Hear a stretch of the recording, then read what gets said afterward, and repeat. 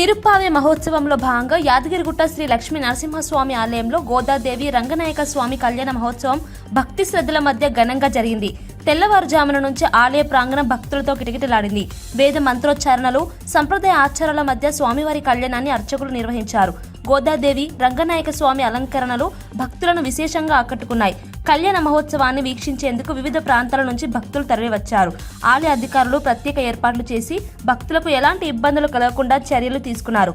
భక్తులు స్వామివారి దర్శనంతో పాటు కళ్యాణ కార్యక్రమాన్ని తిలకించి ఆనందం వ్యక్తం చేశారు. తిరుప్పావే మహోత్సవం సందర్భంగా నిర్వహించిన ఈ కార్యక్రమం యాదగిరిగుట్టలో ఆధ్యాత్మిక వాతావరణాన్ని మరింత ఉత్సాహభరితంగా మార్చింది.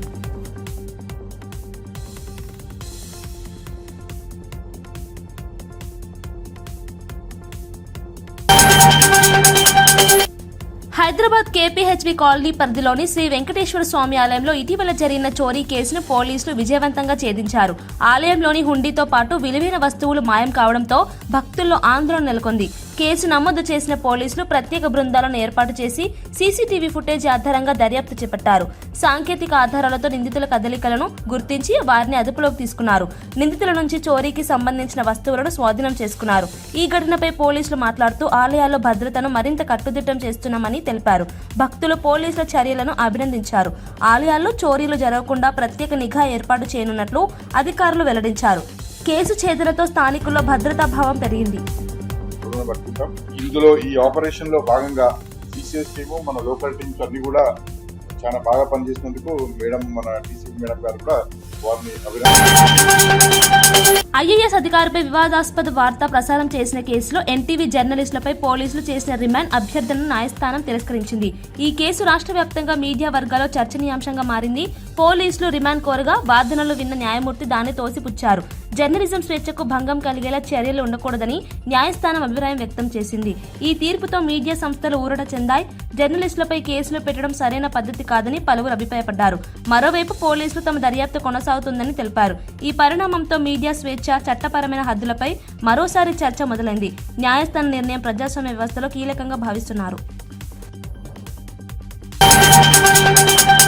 సంక్రాంతి పండుగ సందర్భంగా ప్రధాని నరేంద్ర మోదీ గోసేవలో పాల్గొన్నారు. న్యూఢిల్లీలోని తన నివాసంలో ఉన్న గోవులు, లేగదూడలకు ఆయన స్వయంగా మేత వేశారు. సంప్రదాయ పండుగల ప్రాముఖ్యతను గుర్తు చేస్తూ ప్రధాని ఈ కార్యక్రమంలో పాల్గొనడం విశేషంగా మారింది. గోవుల పట్ల భారతీయ సంస్కృతిలో ఉన్న గౌరవాన్ని ఈ సందర్భంగా ప్రధాని గుర్తు చేశారు.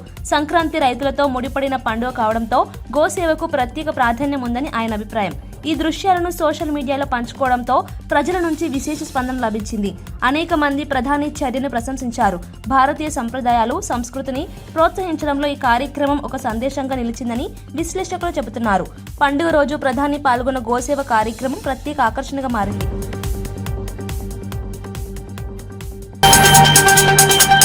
కొన్ని టీవీ ఛానళ్లు వ్యక్తిత్వాన్ని కించపరుస్తూ ప్రభుత్వాన్ని భ్రష్టు పట్టించేలా వార్తలు ప్రసారం చేస్తున్నాయని మంత్రి పొన్నం ప్రభాకర్ తీవ్ర ఆగ్రహం వ్యక్తం చేశారు. ధైర్యం ఉంటే ఆధారాలతో బయట పెట్టాలని ఆయన సవాల్ విసిరారు. కుట్రపూరిత కథనాలు చేస్తే చూస్తూ ఊరుకోమని హెచ్చరించారు.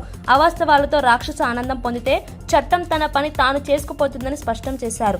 ఆధారాలు లేకుండా మొసలి కన్నీరు కార్చే వారిపై కఠిన చర్యలు తప్పవని మంత్రి తెలిపారు. మీడియా బాధ్యతాయుతంగా వ్యవహరించాలని, ప్రజలను తప్పుదారి పట్టించే ప్రయత్నాలు చేయొద్దని సూచించారు. ఈ వ్యాఖ్యలు రాజకీయ వర్గాల్లో చర్చకు దారితీశాయి. మీడియా స్వేచ్ఛతో పాటు బాధ్యత కూడా అవసరమని ఆయన వ్యాఖ్యలు సూచిస్తున్నాయని విశ్లేషకులు అంటున్నారు. ఎంత ఫ్రస్ట్రేషన్ ఉన్నారంటే వాళ్ళు ఏం చేస్తున్నారో తెలిసే పరిస్థితి లేదు కాబట్టి ఇటువంటి కథనాలు చేస్తున్నారు. అది వాళ్ళకు మంచిది కాదు.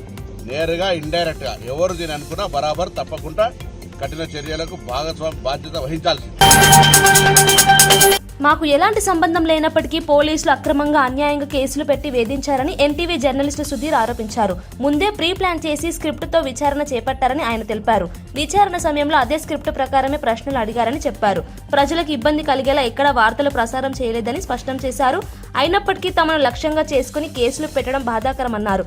జర్నలిస్టులను భయపెట్టే ప్రయత్నంగా ఈ చర్యలు ఉన్నాయని సుధీర్ వ్యాఖ్యానించారు. ఈ వ్యాఖ్యలు మీడియా వర్గాల్లో కలకలం రేపాయి. జర్నలిస్టుల భద్రతా స్వేచ్ఛపై మరోసారి చర్చ మొదలైంది. పోలీసులు మాత్రం చట్టపరమైన ప్రక్రియ ప్రకారమే ముందుకెళ్తున్నామని చెబుతున్నారు. ఎన్టీవీ పనిచేస్తుంది. ఎన్టీవీ యాజమాన్యానికి మరొకసారి హైదరాబాద్ లో నకిలీ కరాచీ మెహందీ తయారీ ముఠాను పోలీసులు గుట్టురట్టు చేశారు. బాలాపూర్, అఫ్జల్గంజ్ ప్రాంతాల్లో దాడులు నిర్వహించి తయారీదారు మొహమ్మద్ ఆసిఫ్, హోల్సేలర్ దీపక్ కుమార్ను అరెస్ట్ చేశారు. నకిలీ మెహందీ వల్ల ప్రజలకు ఆరోగ్య సమస్యలు తలెత్తే ప్రమాదం ఉందని పోలీసులు తెలిపారు. రసాయనాలు కలిపి మెహందీ తయారు చేస్తున్నట్లు దర్యాప్తులో వెల్లడైంది. నిందితుల నుంచి భారీగా నకిలీ మెహందీ స్టాక్ ను స్వాధీనం చేసుకున్నారు.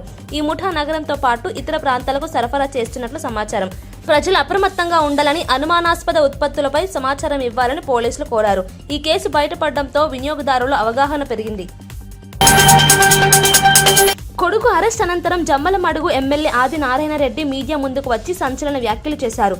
నేను నిప్పు లాంటి వాడినని, నన్ను ఎవరు ఏమి చేయలేరని అన్నారు. రిక్రియేషన్ క్లబ్లో నిర్వహించిన మీడియా సమావేశంలో ఆయన మాట్లాడారు. తన కొడుకు లండన్లో చదివి అమెరికాలో ఉండేవాడని తెలిపారు. ఇటీవల హైదరాబాద్లో ఇంట్లో నిద్రిస్తున్న సమయంలో ఈగల్ టీం చెక్ చేసిందన్నారు. పరీక్షలో పాజిటివ్ రావడంతో రోజంతా మీడియాలో ప్రచారం జరిగిందని ఆరోపించారు. తన కుటుంబాన్ని లక్ష్యంగా చేసుకుని కావాలనే ప్రచారం చేస్తున్నారని ఆయన వ్యాఖ్యానించారు. ఈ వ్యాఖ్యలు రాజకీయ వర్గాల్లో చర్చనీయాంశంగా మారాయి. ఘటనపై అధికారులు దర్యాప్తు కొనసాగిస్తున్నారు. నాకు 5 సంవత్సరాలు